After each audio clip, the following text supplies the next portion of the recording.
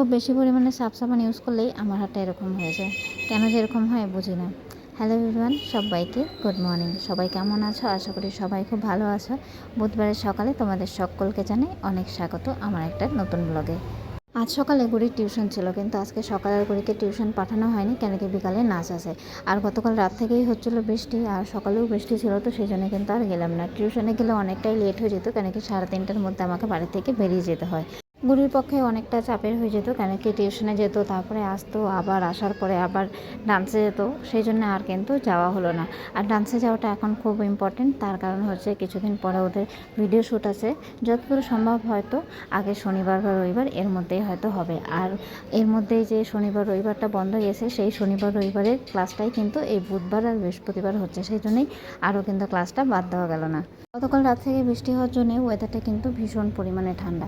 সকাল থেকে কিন্তু রোদের দেখা নেই, একদম ওয়েদার ঠান্ডা, এরকম মনে হচ্ছে যে না ঠান্ডা পড়ে গেছে। তোমাদের ওখানে কীরকম ওয়েদার অবশ্যই জানিও। আমাদের শিলিগুড়ির ওয়েদার কিন্তু ভীষণ ঠান্ডা, কেন কি বৃষ্টি হয়েছে, বৃষ্টি হওয়া মানে শিলিগুড়ির ওয়েদার প্রচুর ঠান্ডা। ডাক্তার বলে সাবান বেশি ধরতে না, কিন্তু সেটা কি আর হয়? কাজ তো করতেই হবে। একদিন কাপড় না ধুলেই পরের দিন কিন্তু অনেকগুলো কাপড় হয়ে যায়, যা একসাথে কেচে হয়তো শেষও করা যায় না। সাবান ছাড়া আর কি কোনো কাজ হয়? প্রতিটা কাজেই কিন্তু সাবান জল এগুলো দরকার হয়। কাজ না করলে হবে, কাজ তো করে যেতেই হবে। এই ওষুধটা গতকাল রাত্রে টিউশন থেকে আসার সময় নিয়ে আসছিলাম। বেশ কিছুদিন ধরেই খুঁজছিলাম, 2-1টা দোকানে বললাম, কিন্তু পাচ্ছিলাম না। তো আজকে যাই হোক পেয়েছিলাম, মানে কালকে নিয়ে আসছি। আর এটা এখন গুড়িকে দিব সকালবেলা করে। এটা গ্যাসের ওষুধ, তো এই ওষুধটাই কিন্তু এখন গুড়িকে খাওয়ানো হয়। আর ওষুধটা কিন্তু ভীষণ ভালো। অন্য ওষুধ গুড়ি যেরকম খেতে চায় না, এই ওষুধটা কিন্তু গুড়ি খুব সহজেই খেয়ে নেয়। একটুখানি জলে গুলিয়ে দিলেই কিন্তু খেয়ে নেয়, সেই জন্য আরও আমার অসুবিধা হয় না। আর ওষুধটাও যেরকম ভালো সেরকম কিন্তু গুড়ি খেয়েও নেয়, দুটাতেই কিন্তু আমারই লাভ হচ্ছে। সেই জন্য দেরি না করে এই ওষুধটাই নিয়ে আসলাম। আগে গুড়িকে গ্রাইপ ওয়াটার দেওয়া হতো, কিন্তু এখন যেহেতু একটু বড় হয়ে গেছে, তাই জন্য ওকে গ্রাইপ ওয়াটার দেওয়া হয় না, এখন ওকে এই ওষুধটা দিই। এদিকে কিন্তু ভাতও হয়ে গেছে, আর তার সাথে কিন্তু আজকে বেশি কিছু রান্না হবে না। রান্না হবে পটল পোস্ত, আলু করলা ভাজা, আর তার সাথে হবে ডাল। গতকালকের ভাত ছিল, সেই ভাতগুলো একটুখানি ভাজা করে নেওয়া হয়েছে। আর যেহেতু আজকে কোনো সবজি নেই, তার জন্য নিয়ে নিয়েছিলাম আচার। অনেক কয়দিনই নিয়ে হয়েছে আচারটা নিয়ে আসে, কিন্তু আচারটা একদিনও খেতে পাইনি, সেই জন্য ভাবলাম যে না, আজকেই ভাজা ভাতের সাথে খেয়ে নিই। ভাজা ভাতে আমার একটুখানি তরকারি হলে খুব ভালো লাগে খেতে, কিন্তু যেহেতু রান্না হয়নি বা গতকালকের কোনো বাসি সবজিও নেই, সেই জন্যই দেরি না করে এই আচারটা দিয়েই খেয়ে নিলাম, যে না আচারটাও খাওয়া হবে আর ভাতের সাথে খেলে বেশ ভালোও লাগবে। আর খেতে কিন্তু বেশ ভালো লাগছিল। যখন খিদা থাকে তখন কিন্তু সব কিছুই অনেকটাই ভালো লাগে। আর আমার এখন যদিও সব কিছুই খেতে ভালো লাগে। বিয়ের আগে হয়তো আমার অনেকেই বাদ ছিল যে না এটা খাবো না সেটা খাবো না। এখন আমার বলতে গেলে যে না, আমি প্রতিটা সবজিই খাই, মানে একটা সবজিও হয়তো এরকম আমি বাদ দিতে পারবো না। হ্যাঁ, খাওয়ার মধ্যে আমি খাই না সেটা হচ্ছে সিম। সিমটা আমি খাই না, সিমটা আমি অনেকবার চেষ্টাও করেছি, কিন্তু সিমটা আমি খেতে পারি না। এই একটা সবজি বাদ দিয়ে আমি বলবো যে না, আমি প্রতিটা সবজিই খাই, সব কিছুই খাই। এরকম কোনো জিনিসে আমার কিন্তু কোনো বাছ বিচার নেই। পরিবর্তনটা কিন্তু আমার বিয়ের পরেই হয়েছে, বিয়ের আগে কিন্তু এই পরিবর্তনটা হয়নি।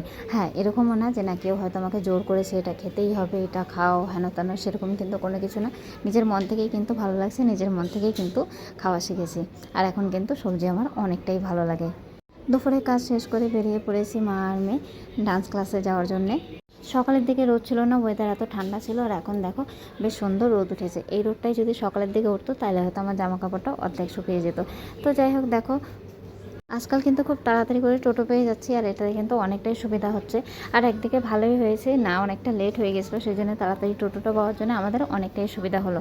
প্রত্যেক দিনের মতন আজকেও কিন্তু খুব হাসি খুশিভাবে ডান্স ক্লাসে গেল।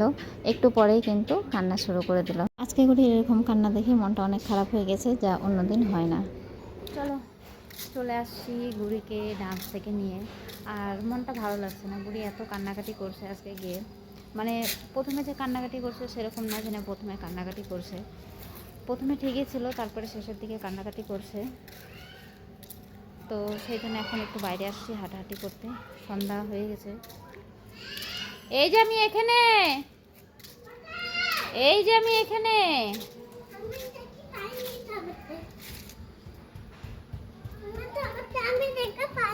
এই যে আমি মা, আমি টমেটো কতক্ষণ কুলিছি মা, মা কোথায় মা, এই যে আমি দিদা বলে আবার বাট্টু নাচতে দুটি কিন্তু আইসা বাট্টু নাচতে মুখ দুইটা, তারপর চলে গেছে।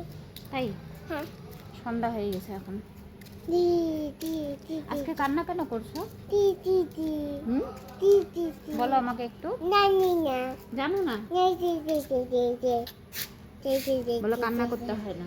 দি দি দি দি একটু আতা গাছে তোতা পাখি শোনায় দাও তো, আটা ভালো করে বলো। আটা গাছে চকা পাতা না জেন কতেন মম আটা গাছে চকা নে কাউটা দেবো কেমন হয়েছে কমেন্টে জানাবো। বলো চলো এখন আমরা ঘরে গিয়ে চা খাবো। মন রাবাল দিতে বলে দটি কোথায় মা টাপলে পুলে এমন কি দিছে মা চলো, দেখো ঘরে যাই। মা ডাটে ফুল গাছতে হাত দিয়ে না না, রাতে ফুল গাছে হাত দেয় না, রাতে কোনো গাছেই হাত দেয় না। চলো বাবা। চলো